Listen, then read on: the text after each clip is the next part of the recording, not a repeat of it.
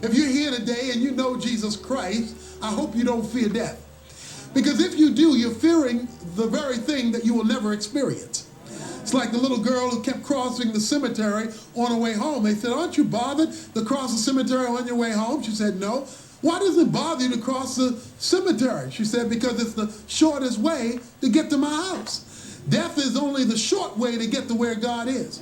And it is the very thing you will never experience, because as soon as you die, less than the time it takes to know you're dead, you will know you're not dead, because you will be in the presence of God. To be absent from the body is to be present with the Lord. So you won't even have time to know you're dead. Okay? So this is Tony Evans with his great sermon. I decided to introduce myself and share with you the story about the end times from my own recollection of what I remember of being on the other side, including all the chronological events preceding World War III, which will start in the year 2024. So let me continue Tony Evans in the background and introduce myself and start telling you about the re-election of Donald Trump for the second term in the year 2024, as it will happen from everything that I have witnessed by being on the other side. Absolutely critical that we come to understand what Jesus Christ has done. He has it was quite a serious commitment on my part. I just went out and to Circuit City and bought this Sony camcorder to record this message for posterity and to share it with all the believers who will be listening to this message in hopes of having some kind of hope and a plan of action. My name's Sam, and I've actually been to the other side. Uninvited, if you will. It just happened. I didn't seek it. It happened, and I'd like to share this story with you so that you have a chronological order of all events that will actually take place. Today is March the 4th of the year 2000, and I decided to share with you what will happen next year in September of 2001 in New York City, and that will start a war in the Middle East in 2003 as a result of this military operation, and so on and so forth. I will share with you all the events leading up to this, the end of time, the apocalyptic World War III, which will involve nuclear weapons in the year 2027. So everything that we go through in life on the other side has already happened. And essentially, time does not exist on the other side. And all the events that took place are happening now and that will take place in the future are all kind of bundled into one category as non-timed events. And I'd like to share that with you because I have witnessed them on the other side. By the way, the language on the other side is not a human language. The language that is spoken by God, if you will, or the foundation of everything that takes place is not physical laws or a human language, but rather mathematics or higher mathematics upon which all the universe was built. All the galaxies are kind of formulated and they're rotating in a spiral formation. Water kind of whirls around in a spiral rotational shape. Our DNA helix is actually located in a very similar fashion, and so on and so forth. Our own hair grows on the back of our heads in a similar spiral fashion. So everything resembles this God's design, which is, God does not speak Hebrew, folks. I wanted to share that with you. He does not speak Aramaic or he does not speak Arabic. He speaks mathematics, higher mathematics, which is what I just described to the world upon which everything is built, which can only be described as higher mathematics. Many years ago, I was with my parents. I was 5 years old, and we were driving in the mountains. We stopped for just a few minutes. It was a quick pit stop. And as we got out of the car, as we all got out of the car, myself included, as I put my foot on the ground, I realized that suddenly I was not present on earth. It was a different dimension, if you will, a different world. And as I found out later on, after I returned back to my parents, I disappeared from my parents' view. And similar what Jacob witnessed in the Old Testament, the proverbial Jacob's ladder that he saw, kind of, sort of, not exactly, but something that if I were to put it in a human language, human format, this is a transport system that I witnessed, that I was traveling on, perhaps because I was an innocent child, an innocent little boy at the age of 5. You know, there's nothing but innocence and purity. I was allowed to enter God's domain. Perhaps I just stepped into it. I don't know why, but what I could tell you is that I started asking questions in that other language, non-human language, in that sort of a multidimensional mathematical language that perhaps it's not possible for human beings to even begin to comprehend or to describe. We live in a three-dimensional world here on this planet, but on the other side, there are hundreds and hundreds of dimensions that exist at the same time, which the human brain simply cannot process or cannot handle. So this would be the best attempt at describing what I've witnessed. That's why I decided to buy this camcorder to record this and to, if you will, advertise it on with local TV channels and perhaps even national syndicated radio TV channels, to broadcast this message, because I'd like to find like-minded people, believers who'd like to band together for the sake of surviving this apocalyptic event, because of this information that I was given, just like in the days of Noah. When Noah was building his ark, everybody was laughing at him. But despite the ridicule that he received from his local villagers, I guess, or his local people around him, his family was saved, and including Noah, of course, himself. And similarly, I believe I would be essentially in the same capacity, kind of organizing a movement for people who want to be saved in the last days, to survive all the events that will soon take place. As I mentioned, next year, September of 2001, will be the very beginning, the era of destruction of what I've learned on the other side. By the way, I was asking questions on the other side in the form of, was almost like a question-answer session, if you will, rapid question-answer succession.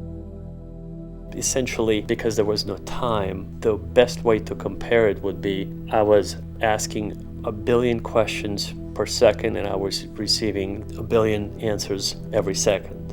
But because time does not exist on the other side, in that multidimensional realm, using a scientific language, it appeared to be like a continuous communication, the bliss, if you will, using the biblical language that Tony Evans would perhaps use. Jesus used an ancient Aramaic language because he was typically around fishermen who had a very limited vocabulary of approximately 250 words. That's the total vocabulary that most people had at that time. In the Galilee, of course, that was the most backward place on the face of the earth at that time. So you would be lucky if people knew 200 words. Was primarily they were concerned about how to eat, procreate, and essentially earn a living and pay taxes. That's it. You might say it's quite similar to today. Yes, it is.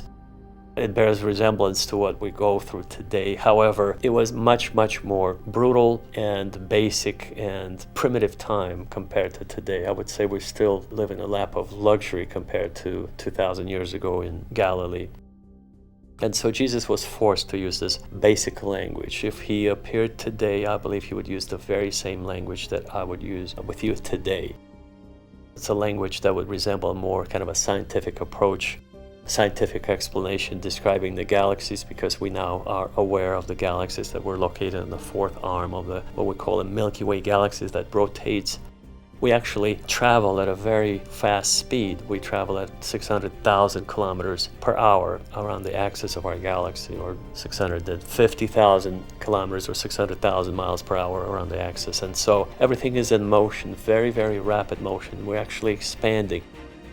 And I'm going to talk about the supernovas or super bright stars, and that will be seen in 20 years. As you just would look up in the sky, if you'll be still around at that time, it will be the signs of what St. John recorded on the island of Patmos when he was exiled there in his book of Revelation. And so what I'd like to go through now is chronologically share with you when I return to my parents.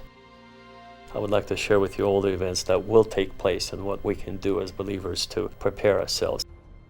As I returned to my parents, approximately a few hours later, Earth time, which to me there was no delay, it was just an instantaneous trip to the other side and then re-entry back to Earth or earthly realm where my parents were. My mother was hysterical. Because I disappeared from their view, they were trying to find me, and my father was trying to comfort her by saying I probably was hiding under the car, which was not possible physically, or just they searched for me everywhere. I just simply disappeared from their sight. As I mentioned, I was taken up on this transport, not a channel, but almost like Jacob's ladder into paradise. And that transport represents a very sophisticated piece of machinery that's built out of non-metallic or non-physical, non-earthly type of material. It's something so sophisticated that I would have to say, again, using scientific language, if we just essentially 100 years ago got off the horse and started driving cars, even though primitive cars, internal combustion engines today, imagine what we would have, what type of technology we would have in 100 years or 500 years. Right now, we just tested the very first SMS text messages.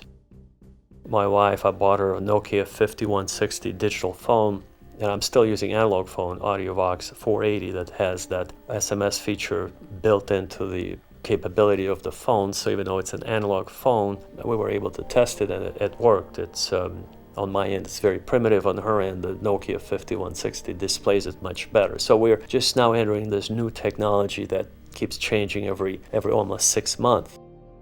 Imagine what we'll have in 100 years.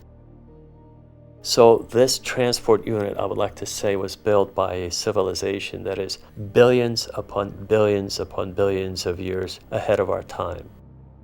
So it's unimaginable level of advanced technology that sort of crosses over from having physical objects or even biological bodies like ours, that we have flesh and bone, flesh and blood. Their bodies on the other side, they are spiritual bodies because they have evolved to that level of advancement and sophistication. And all of their, if you will, transport units do not involve any kind of what we call on Earth propulsion, like jet engine propulsion. That would be extremely barbaric or primitive. We cannot even compare their level of technology to ours. So now imagine if, like I said, we just started having cell phones just a few years ago. Prior to that, we had to go use a payphone to make a phone call, or go into somebody's office or home to ask them for permission to use the phone if you were running late. Now we could my wife and I, we just tested this text message capability last week. If you're running late, you could send somebody a text message saying, I'm running late. It's a new technology that we use now. And we just started just a few years ago. Now imagine what kind of technology could be developed in 500 years or 1,000,000 years or 1,000,000,000 years. Now you have an idea of what we're dealing with here. So it's an extremely advanced civilization that cannot be understood or described by our primitive understanding of the world, with the laws of physics that do not exist on the other side. The human mind is so limited and primitive as far as even beginning to approach to analyze it. It simply gives up at some point. This is why in the Old Testament it is written, when the angels were using that, again, primitive Aramaic language, that barbaric language, that they were flying through the sky or in heaven and they were crying out, holy, holy, holy. Let me explain what that means using my new perspective. That means that God, who is a super creative spirit, the source of all life, the source of all light, could be perhaps described as the uncreated light the source of all energy, that is so bright, so pure, so perfect, that even the mind or the comprehension of the angelic force, the super creatures that witnessed all of the creation, they even give up essentially, and the only thing they could utter, if you will, if there is such an expression, if they could say anything, that would be awe. Using the Shakespearean language, of course, William Shakespeare, I'm using him as a standard for describing English words, and the word awesome is the word that should be reserved strictly for describing the most heartbreaking, striking beauty and power that exists in nature, such as the awesome nature of God, not for describing anything else. So these awestruck beings, the angels, they're awestruck in such a way that they can't say anything other than holy, holy, holy, meaning, using our contemporary scientific language, we would simply not have any words to describe the grandeur and the beauty of God and His perfection and His power and His might. We cannot even survive being in His presence. This is what I wanted to talk to you about. The only way we can approach God using a scientific language today, from my trip to the other side, I could tell you from my own experiences, to be on His frequency, using scientific modern language. In the old days, they used to call it being pious or religious or righteous, and it is rightly so. You could describe it as being righteous and doing nothing but good, meaning by being on the proper elevated frequency.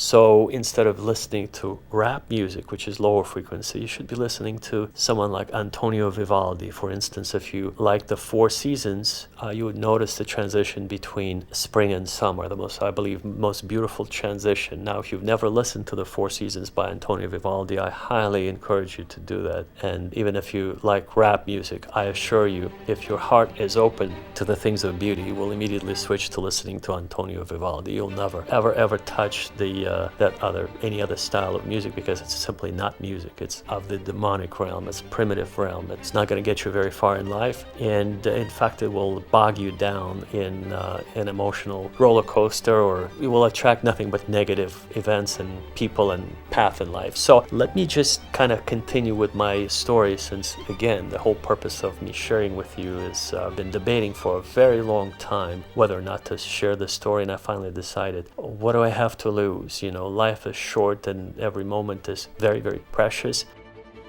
I'd like to document my trip to the other side to give hope and direction to all the believers, to unite them in this one, perhaps even, God willing, global movement of righteousness, of purity, of elevated spirit. And by the way, Tony Evans represents biblical, obviously, teaching, and those of you who are followers of the Quran or the Book of the Dead, if you're a Buddhist, it's really, you have to understand, the Bible, the Quran, or the Book of the Dead represents 0.00001% of the totality of the information that I saw on the other side. In other words, it's really just not even half a breath that would describe all that information. Half of it actually was not quite properly represented, and I'm the judge of that because I've been to the other side. I've seen God, if you will, face to face. And I'm here to share with you what it is like on the other side. The fact that you could see from the other side all of the events that are taking place in that multidimensional, beautifully interwoven fabric of events that have billions and billions and billions of possibilities depending on the spiritual state of the human being here on earth. That's right, we can affect certain events through our intention, if you will, call it faith. But I would say, if you were to change something about your life, yes, you can, even though it is predetermined, but through the fortitude of your spirit, your desire to change something for the better. I'm not saying you should be praying for some catastrophic event to happen, but I'm asking you, if you would like to pray for peace, you will see peace in your life. You will see peace for whomever you wish it upon. And that's the whole purpose of me sharing with you the beauty of my messages. The other side, the proverbial paradise or heaven, is such a beautiful place. Again, where only could compare it to understanding God by being on His frequency. And his frequency is not our frequency here on earth. So, if you will, if I were to compare God's being in heaven and us trying to understand him here on earth, I would say we need to pull our heads from the gutter, because this is where we are, using that analogy. Where, proverbially speaking, we keep our heads in the gutter in this sort of a lower mentality, lower frequency rap music, or just lower vibrational kind of events and anger and being upset with nothing. I mean nothing, meaning unimportant things that are inconsequential in the grand scheme of things. And so I highly, highly recommend that you go on a 7-day meditative state, like a, if you will, spiritual retreat, where you would be fasting, not eating anything for 7 days, and just listening to Gregorian chants. As I mentioned, God speaks mathematics, and so music is purely mathematical. If you have any musical education, you would obviously understand what I'm saying. Music is based on purely mathematics. It's a mathematic form of mathematical language. Music is. So Gregorian chants is the only music that I could relate, that somehow those monks who are chanting in a very specific way, they're hitting those notes exactly, precisely, in the most harmonic way that resembles that precision, precise communication of God's mathematical harmony. So I wouldn't recommend anything other than Gregorian chants. If you happen to like them, it will help you focus. No news, no TV, just you and your glass of water in the morning with some lemon, and just reading the Bible or the Book of the Dead, whatever you like to meditate on. You don't even have to have anything. But it helps to have some kind of a spiritual material while you're meditating in the morning before the sun comes up, preferably for 7 days straight. And within 7 days you realize that 95% of all the thoughts and everything you think you represent they're not your thoughts. They've been implanted there by society, by your parents, by your friends, by the media, by everything that surrounds you, that you've been while you were growing up, from the time you were born until you became conscious of your existence here on this planet. And so I highly recommend that you do that. That's a very important step in your spiritual evolution. And so moving on, so when I returned from the other side, my mother was, as I mentioned, hysterical. She asked me where I was hiding. I told her I didn't understand what she was asking me. I wasn't hiding anywhere. And so it was an enormous privilege for me to be able to retain all that information, because as we fall asleep, you might be wondering, if you've never wondered, what is sleep? What is the purpose of us falling asleep for all mammals on this planet, including animals and plants? What's the purpose of sleeping at night? Is it for our physical bodies to be rejuvenated? I'm going to give you an answer that I received that I saw vividly on the other side. It's actually not.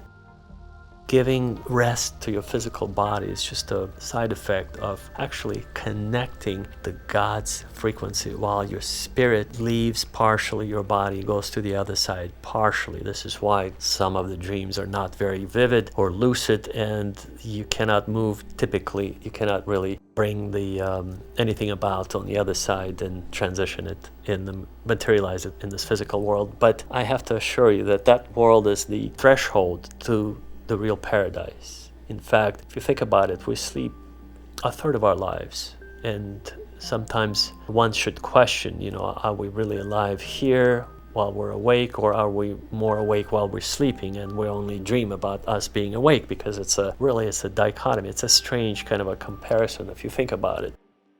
And so as I returned, I told my mother I didn't go anywhere, and she was really distraught. Really, I've never seen her like that in my life. My father was really distraught, but he didn't want to really show that he was also very concerned. He thought maybe I went over the ledge, we were in the mountains, and maybe I just somehow jumped over the ledge and just disappeared there. But again, we all were getting out of the car, and then I disappeared. And that's where I stepped into that realm that perhaps Jacob witnessed, and very few people. It's a unique event that you step into that multidimensional portal, or using modern scientific language, a gateway that takes you to the other dimension, where you see the inner mechanisms of this universe, how our physical reality is being affected by the spirit world. And there are pleasant or kind spirits and there are evil spirits. So you have to be aware that when the Bible says there are demons who wish you harm, indeed, there are some very, very not so pleasant entities on the other side that you need to be aware of. So when you pray to God for protection, that is actually a very practical thing to do. You will receive what the Bible calls guardian angels who will guard you and keep you safe on your journeys, and you should pray for peace and safety of your loved ones and your own safety and peace. I highly recommend that. So now, as far as all the chronological events, let me go through them very briefly, and then I'm going to dive into them in more so we can analyze them in more detail, how they would appear on your TV screens and the news and other sources of media, and what they actually are in real life. So, as I mentioned, next year in September of 2001, the tallest two buildings in New York City will be dismantled. They will be actually evaporated, pulverized into dust. And it would be presented in the media as if a group of young students of Islamic faith would do such a thing. Where in actuality, it's a military operation, it's a false flag operation that would blame them so that another country would pay dearly for that act of demolishing these two buildings in September of 2001. So many personal freedoms will be removed immediately after September 2001. There are a lot of people involved in that particular event. Military people, politicians, business people, real estate developers in New York City who will be profiting to the tune of billions of dollars for simply just participating, including insurance fraud, because those two buildings will be insured for $6 billion. And then when the insurance company would refuse to pay because they would simply say, this is impossible. You know, you came to us to insure those buildings just a few weeks prior to it happening. It's almost like you knew it was going to happen. So long story short, I'd like to tell you that many people who are involved in that event in one way or another will be benefiting from this unusual criminal activity. So by removing the buildings, in 2003, a war would be started that will bring a lot of economic activity. As you know, in the capitalistic system, a war machine, by firing those missiles and bringing those tanks into action, somebody profits from that greatly. And so the banking sector, the military industrial sector would benefit to the tune of $2 trillion as a result of that 8-year war that will be fought in Iraq. So Iraq will be dismantled and will be rebuilt, and that process of dismantling and rebuilding will cause positive economic benefit to all the contractors, all the massive multinational corporations, companies that will be involved in rebuilding the infrastructure in Iraq. And then, of course, in 2007, 8, and 9, there will be a new similar event. There will be a financial crisis that will actually span the globe. It will start in the United States, which will involve, again, a very similar approach. A group of New York City investment bankers would devise certain securities which simply do not exist. They would devise financial instruments that could be traded. To make a very complicated long story short, a made-up instrument that will be traded that is not backed by anything will bring down the financial system, and that will be bailed out by the government or by the taxpayers. So it will be essentially a global financial crisis that was, again, pre-planned, caused by a very small group of people that intentionally caused the collapse of the financial markets. They knew what they were doing. Millions of Americans will lose their homes, and around the world there will be great suffering. The following year, in the year 2009, the first Negro president will be elected in the United States. That's right. Colored presidents were not known up until the year 2009 AD. And it will be also later discovered that he would be married to first transvestite person. So the wife, supposedly, that they have 2 children with, was actually a man that posed as a woman, but as a transvestite couple. So the first couple that will be, essentially outed by Joan Rivers would be this couple in the White House. And by the way, Joan Rivers was going to do that, but she was actually stopped. So as soon as she recorded this shocking expose, but was meant to go on air and talk about this very issue, she was found dead. She suddenly had some health problems and was artificially induced coma at the hospital. She died, and then all the tapes disappeared. But she was actually preparing that particular episode to share with the world about the first couple that had kind of a different orientation, which, by the way, will become commonplace in the United States, along with mass shootings that will, as you know, we just had Columbine High School mass shooting in Colorado in 1999. Well, what will be very commonplace in the future would be quite similar to the Columbine shooting. It will be almost like a weekly occurrence, literally almost a weekly occurrence. For instance, in 2007, there will be a Virginia Polytechnic Institute shooting where 32 people would be dead. In 2012, there will be a shooting in Sandy Hook Elementary School where 27 people would lose their lives. And in 2016, there'll be a shooting in Orlando, Florida at a nightclub where 49 people would lose their lives. 2017, there will be a shooting in Las Vegas at a country music festival where 60 people would lose their lives. And 2019, there will be a shooting in El Paso, Texas at Walmart where 23 people would lose their lives, and so on and so forth. In 2021 in Boulder, Colorado, there will be a shooting almost, like I said, on a weekly basis, where by the year 2025, all personal guns and weapons will be confiscated by the government in the United States of America. It would be a very civil war-like situation because of how gradually the population would be sort of led up to giving up their weapons, and some people, small fraction, would not give them up, and this would cause the civil war-like situation. So interestingly, I mentioned the year 2021, the mass shooting in Boulder, Colorado. Well, in 2020, there was a new type of biological warfare that was fought between a coalition of certain Asian countries against the coalition of other Western countries, such as the United States and Western European countries. And this biological warfare in 20 years, in 2020, which will be full-blown, will be presented in such a way that it's very hard. It will be presented as actually a runaway virus, a biological virus that was created in 1942 by the British military scientists. They essentially created the first biological virus to be used against the German troops during the World War II action. So they took this small, in 1942, they took this small bomb and detonated it 2 kilometers off the coast of Scotland on a desolate island. And they brought some animals to test this biological weapon on. And 80 sheep instantly lost their lives when they returned to check up on the animals the following day. One of the sheep went missing and they couldn't find it, and they were very concerned. And then it finally said maybe it got washed off the island when it decided to get some water.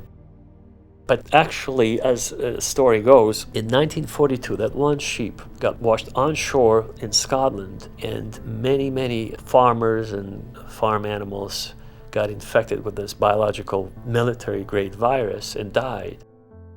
And then this very virus in 1942 very rapidly spread into Western Europe, continental Europe, and then into Central Europe, Eastern Europe, the Soviet Union, Siberia, Japan. So a great number of people died in 1942 as a result of this military-grade virus. And so in 2020, this is a much more sophisticated version, modified version of the same virus, similar virus, that was designed to actually, remember, on TV, it will be presented as a naturally occurring virus that will be used as a ruse to keep people under more control, strict control, to essentially imprisoned in their homes, and they would have to go through all kinds of measures to supposedly keep the virus from spreading. But in actuality, this is just a prelude, just a ruse to have 100% totalitarian control over the population around the globe, because it will go global, just like the financial crisis went global. So this biological warfare became, or this virus went global. And the most interesting part, this virus in 2020 will be designed to remain dormant in the body. It will not kill a large portion of the population, except for those who are elderly and who have lung conditions, or people who have a weakened immune system, perhaps, that would probably not be able to handle that particular modified virus. But the majority of the population will survive and would not be affected up until a certain point in time, a few years later, when this virus will be activated by certain low-frequency microwave radiation that will be essentially turned on by pointing those microwave antennas from satellites at certain population zones. For example, let's say if the world elite or the ruling class of America decides to reduce the population, which is the ultimate goal, of course, to bring it down a little bit from 7.5 billion, as it will be in the year 2020, to, let's say, 3 billion.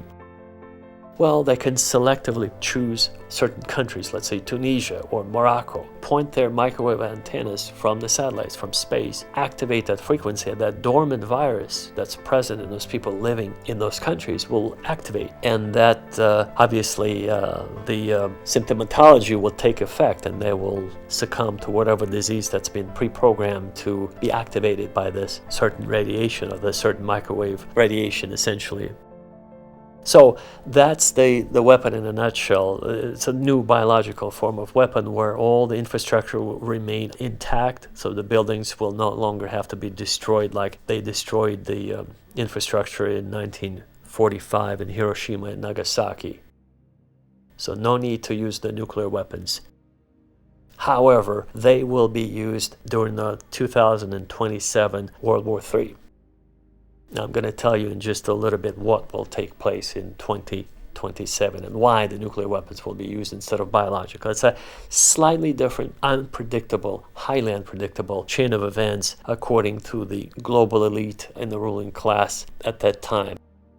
This is something that they have not really planned for, or will not even be prepared for. But I'm going to share that with you.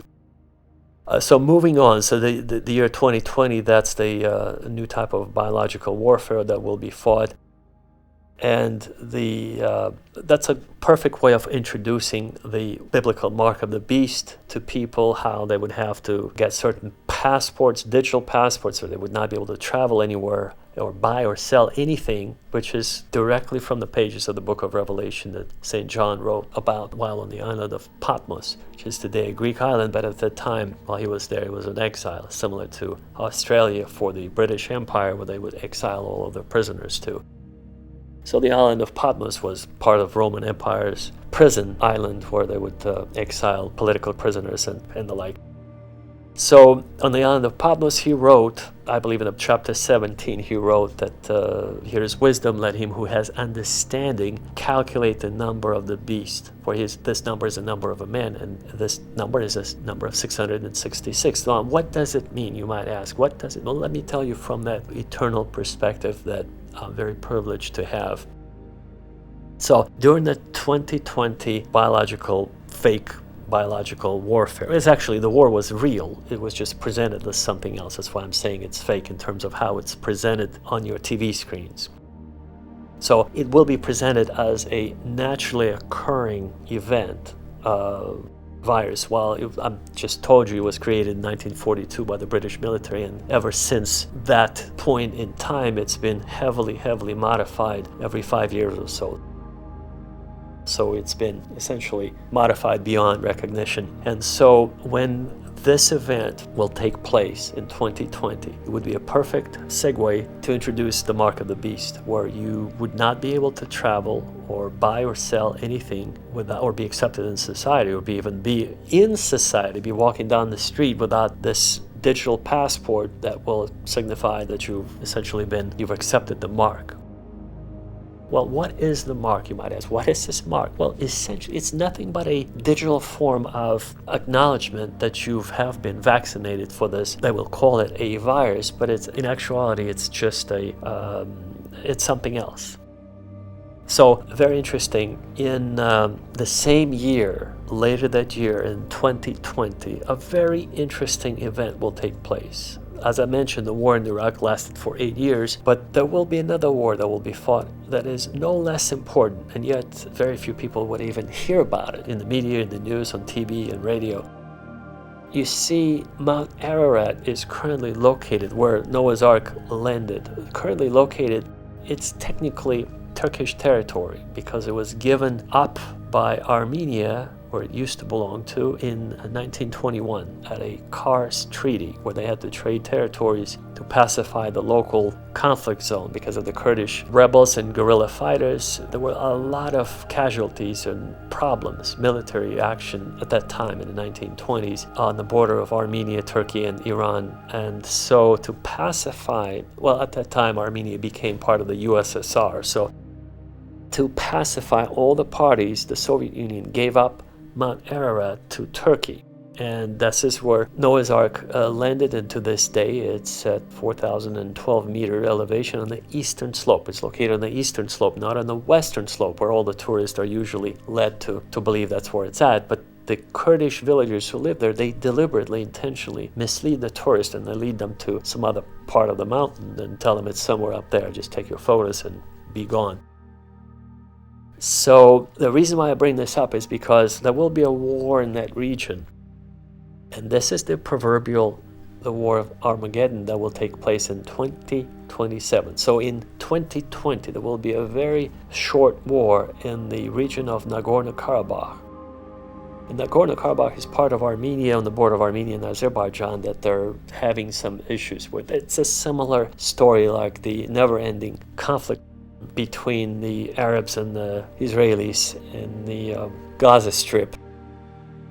And so Nagorno-Karabakh is the Gaza Strip of the Caucasus, if you will. And so there will be a war that will be lost by the Armenians, will be won by Turkey, that will use Azerbaijan as a pawn to sort of essentially, as I mentioned, all events on earth usually get influenced or they get started with the help of the spiritual beings from the other side.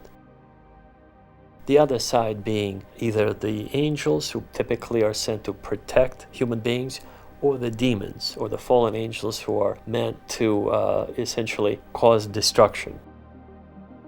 The demons are sent to start physical fights, verbal fights, wars, and so on and so forth. And so the war in Nagorno-Karabakh is just an opening into the global conflict that will escalate in 7 years after that war. In 2027, the World War III will actually start in that very region.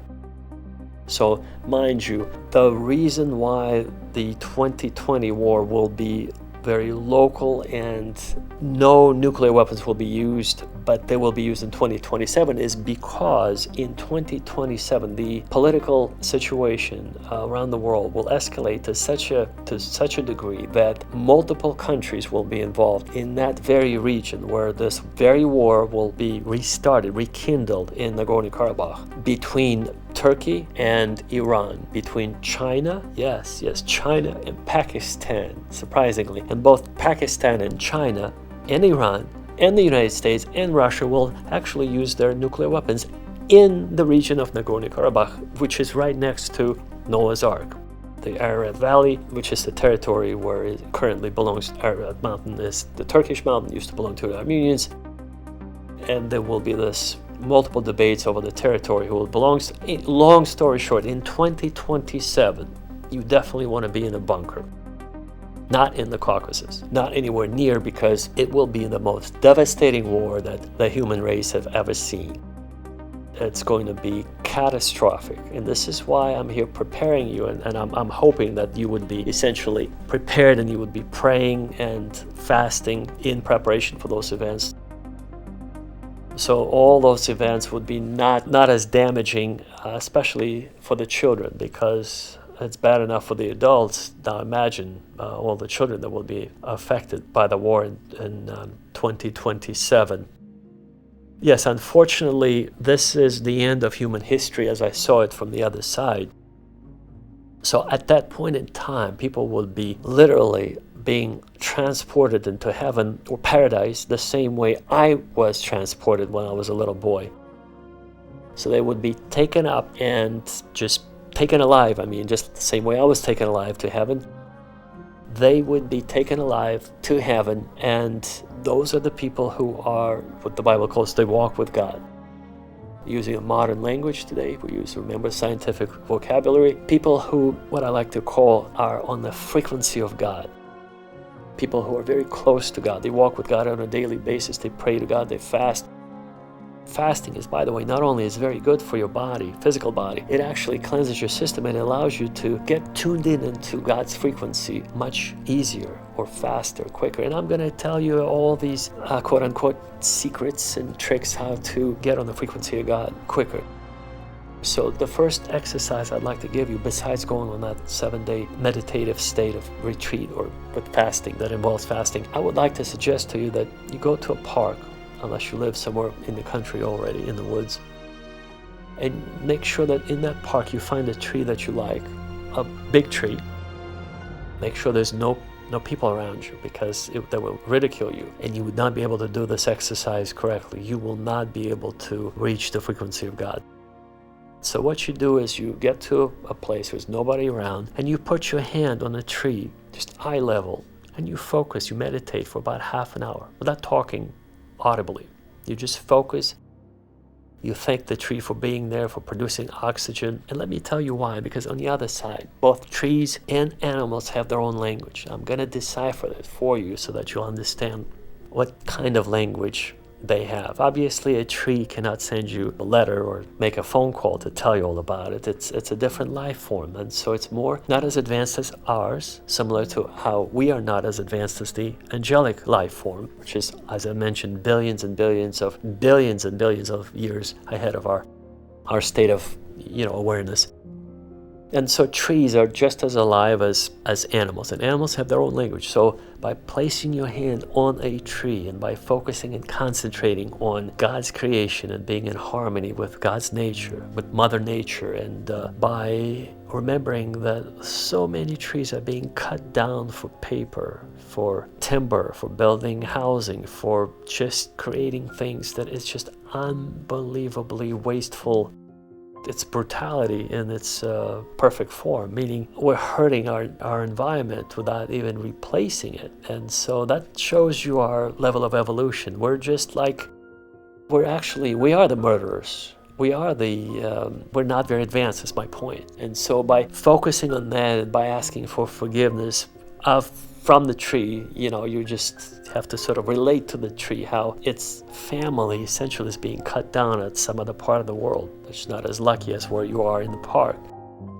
You will eventually be able to get on the frequency of the tree and kind of sort of understand, maybe not the first time, maybe the 7th time you're there in the park and you're doing the same routine. You'll be able to understand the language of that tree. And by doing so, you would essentially be able to eventually understand the language of animals. Stray animals, not your pets at home. If you have dogs and cats, that doesn't count. It's not the same. It's a little bit different. I'll tell you in a second. So you would go out and perhaps find a stray dog or a stray cat or a stray fox or a stray wolf, depending where you live. And then I'll tell you what they say to you when they see you, because it's a nonverbal communication. It's that, if you will, telepathic communication. But I assure you they're sending you a message that I'm going to help you decipher it. So the tree is going to express to you its gratitude eventually once you get on that frequency. And then once you transition from the tree to the animal kingdom, you will be able to understand that those stray dogs or cats or foxes, if you run across any foxes where you live, what they're trying to tell you is this. They would really love to be your friend and to be petted by you and just to experience your company, but they're afraid that you're going to capture them, kill them, and turn them into a fur coat or something of that kind. You understand? Because that's what we've been doing to them over and over since day one. And it remains in their DNA memory, if you will, that because of our violent nature, they're afraid of us. They're afraid to come close to us, but they would love to, because they're on a different frequency. They don't mean no harm. In fact, there are plenty of documented cases where people who go out hunting in remote regions of anywhere remote in the mountains, when they witness that a mountain lion sometimes would guard a wounded goat or sheep, not to eat it, but to guard it from other predators. Yes, this is the most beautiful part of God's creation. A mountain lion, when it sees that this completely helpless, wounded mountain goat or some kind of animal that injured itself needs protection against other predators, it actually defends that helpless animal. You understand that it's not that they're all going to eat each other. There is that honor system even among animals. It's common knowledge. And so if you've never heard of it, perhaps you should look into that. And my recommendation is that you spend more time in nature. If you live in the city, spend more time in a city park, or you go out in the woods, you go out into nature, you connect with nature, you put your hand on the tree, you just spend some time. Because we are not designed to live in this sort of a city environment, to be running in circles for a few dollars a month just to be able to survive, pay our rent and pay our bills. It's just not, this is not why we come into this world.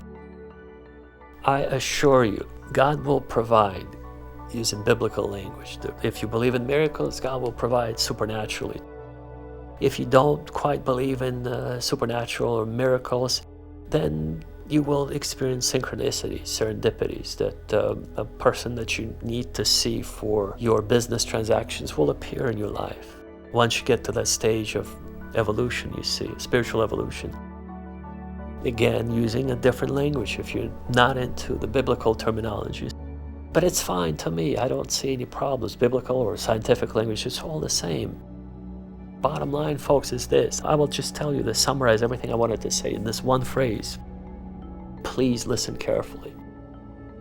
We come here into this world from eternity past, from an eternal place, and we're here for about 5 minutes in the eyes of eternity.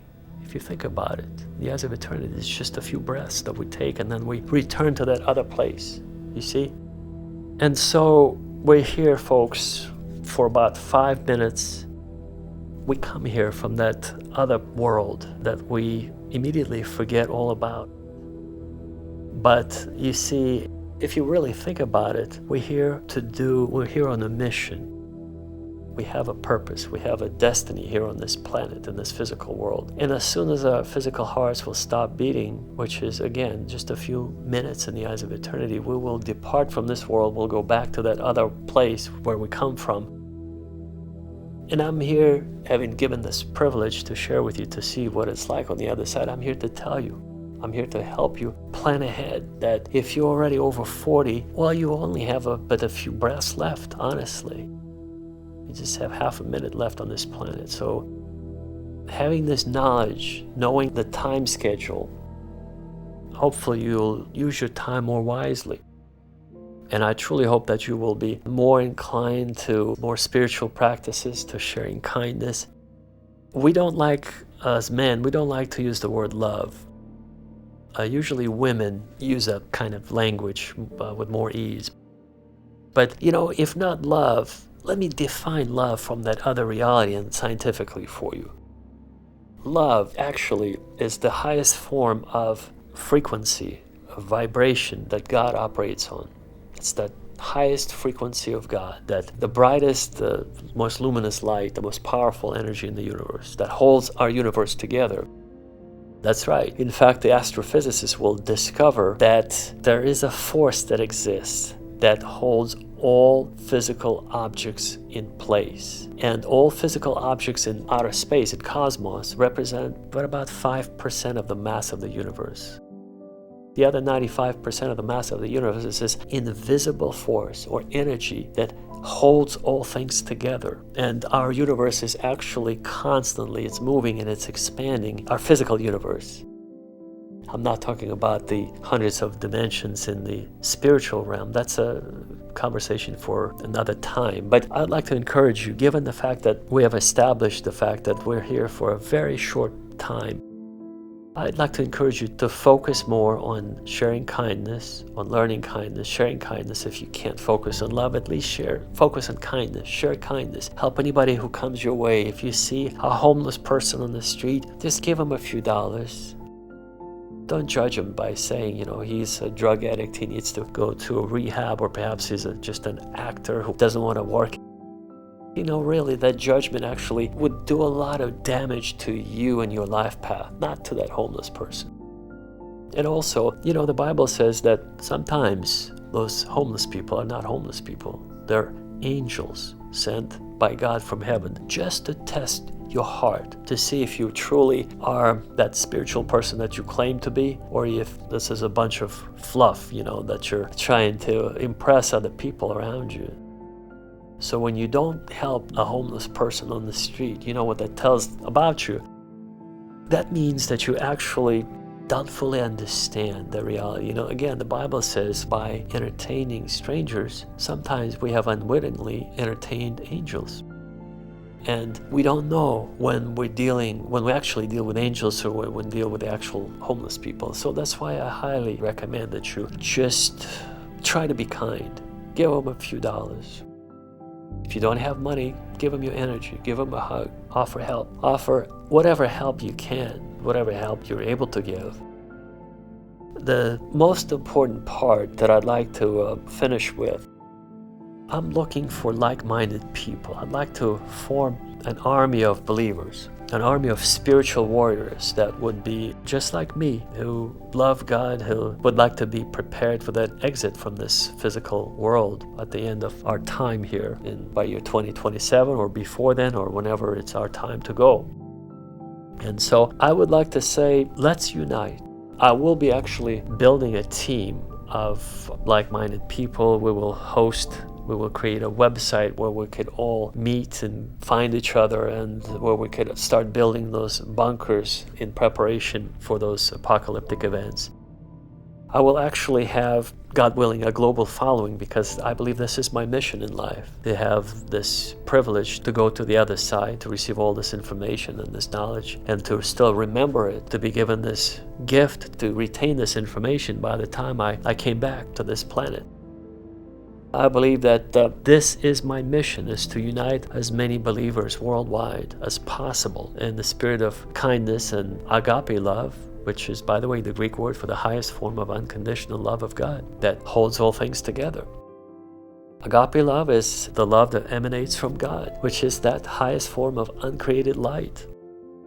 That's what we are, folks. When you go to the other side, you begin to glow and kind of shine, and because you're on that other frequency that is much, much, much, much, much higher than we are here on earth.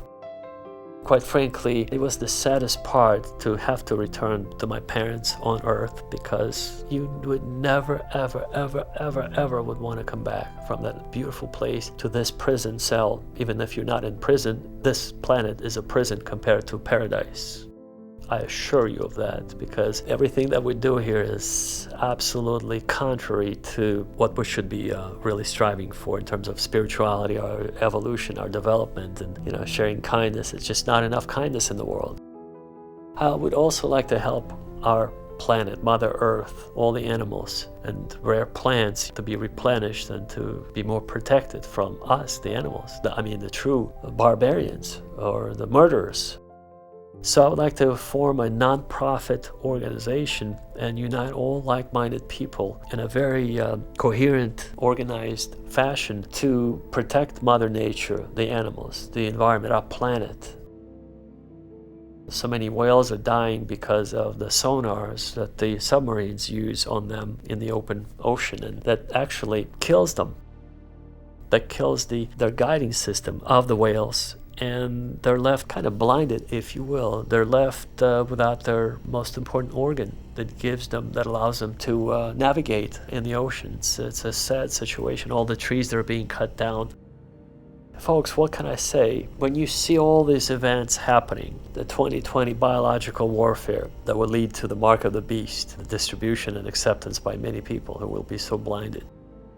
When you see Joan Rivers disappearing or dying suddenly, in September of 2014 when she would want to actually go public with this information that the first family in the White House is a very unusual family with their sexual orientation, the first transvestite in the White House.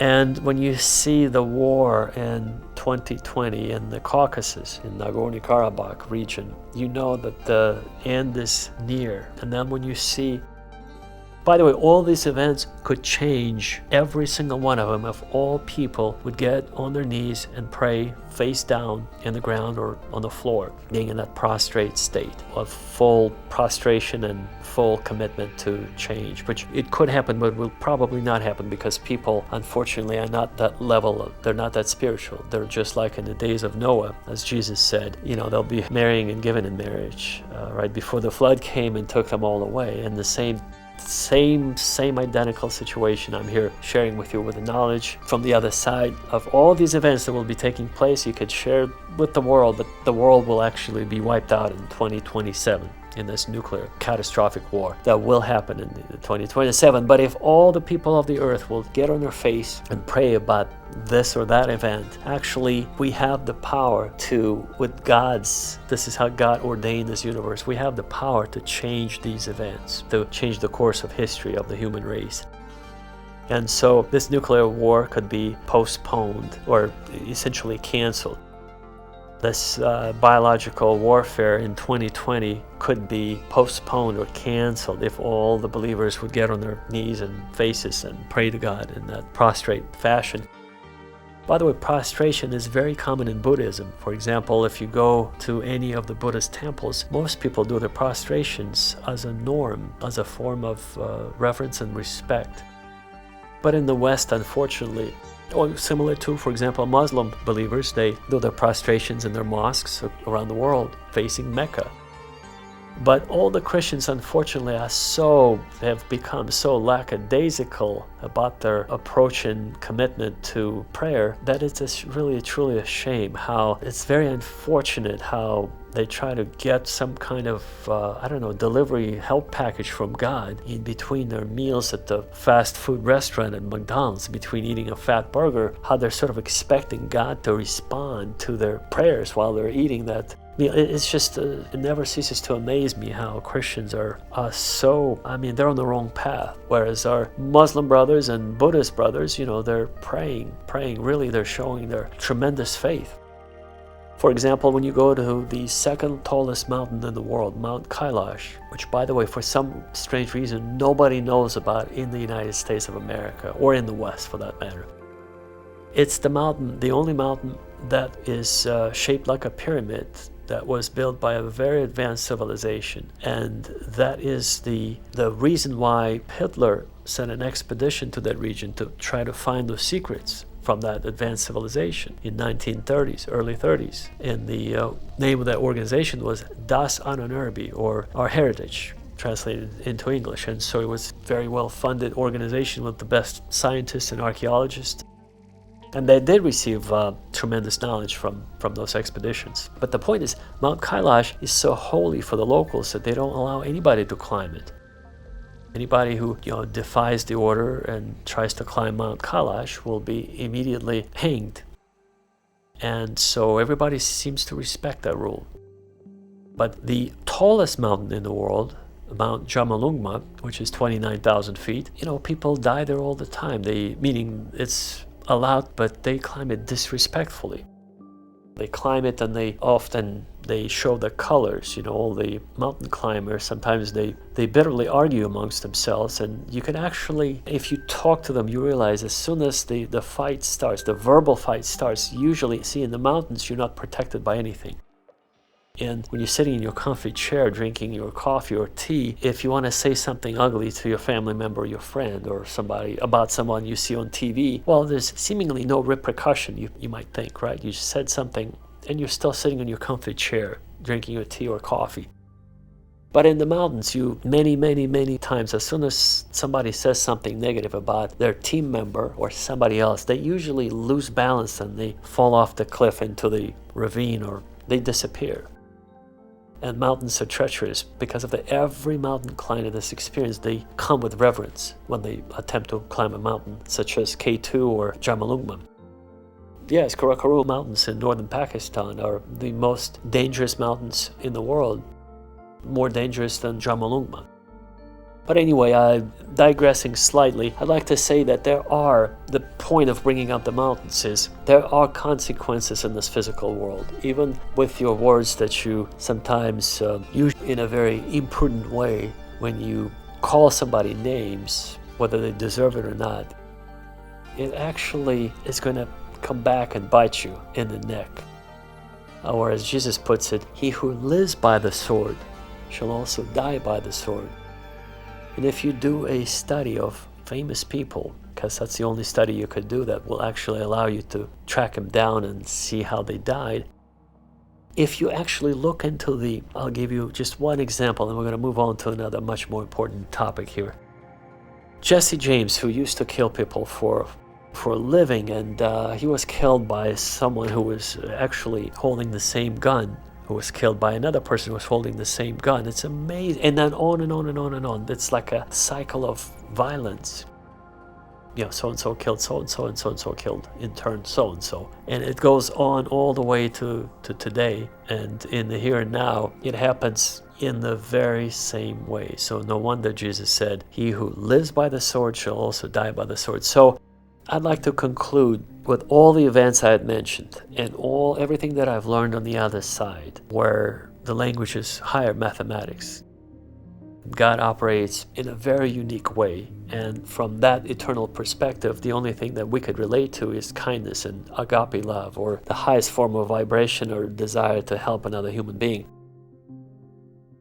I would like to invite everyone who agrees with this message, who is called to hear this message.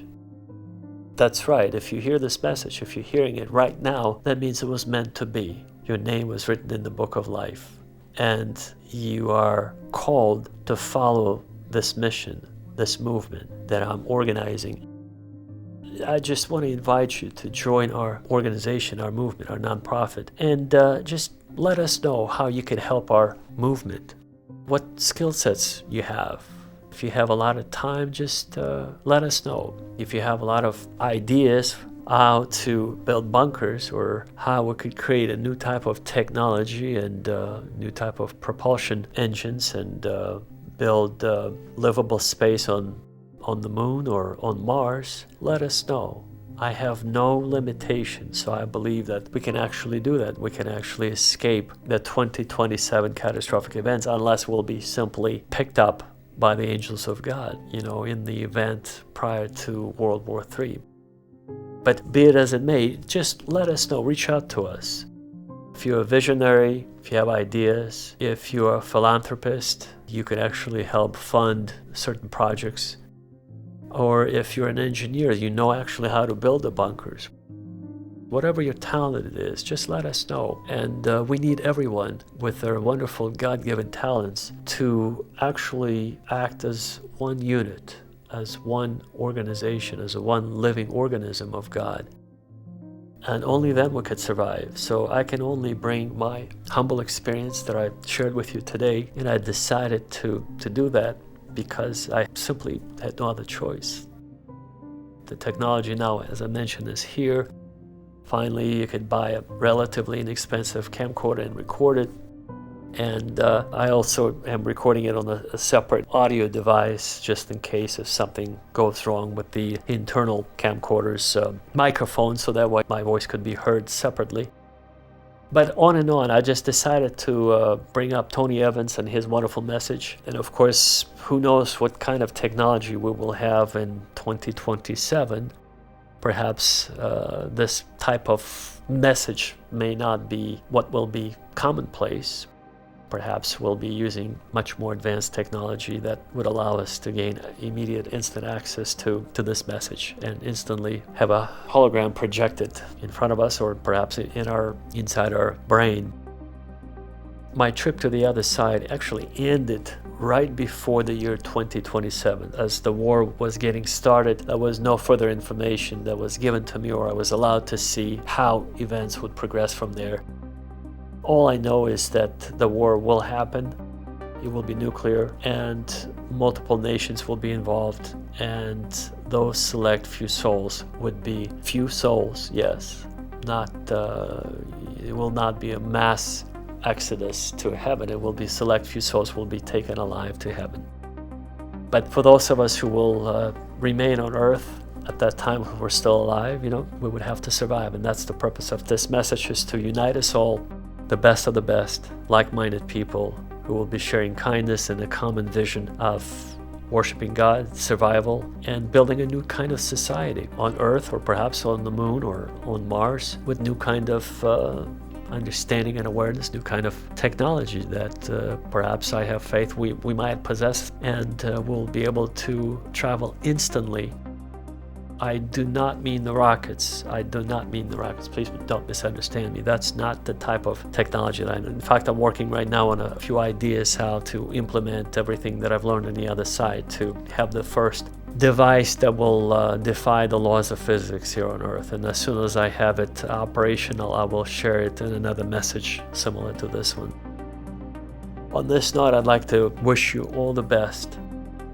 I would like to encourage you to reach out to us. Let us know how you can help us. Let us know where you are. Let us know briefly about your history, where you come from, how big is your family, and what your special traits are, special skills, how old you are, and preferably, hopefully, you'll speak English if you're going to be contacting us from outside of the United States.